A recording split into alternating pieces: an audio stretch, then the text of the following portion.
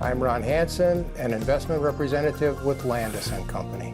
Ron, let's talk today about mutual funds and capital gains distributions to mutual fund owners. Investors are seeing more capital gains distributions from mutual funds because of the stock market rising. Can you talk a little about that? Mutual funds own many stocks for many, many years, and there may be times when they hold on to something into a subsequent year, like 2014, that went up in value quite handsomely during the prior years.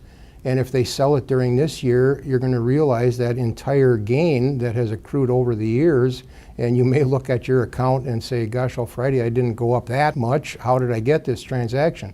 But you get the cumulative gain on that transaction.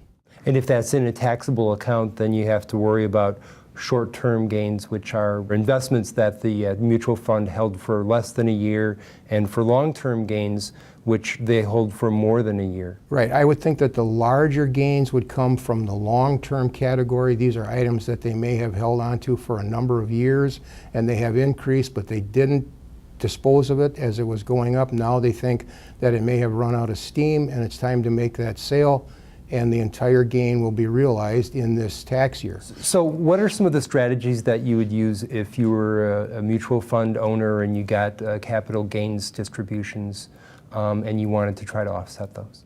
Look at your entire portfolio, determine if there are items in the portfolio that have a loss based on current value. It may be a gain for the life of the investment, but due to reinvestments, it may be at a loss, and you may want to liquidate those investments to help offset some of these capital gains. A second option might be, and if you're not funding retirement accounts to the maximum, if you're still working, would be to look at increasing your 401k deposits, if you can do that. Also, you might be eligible for deductible IRA contributions.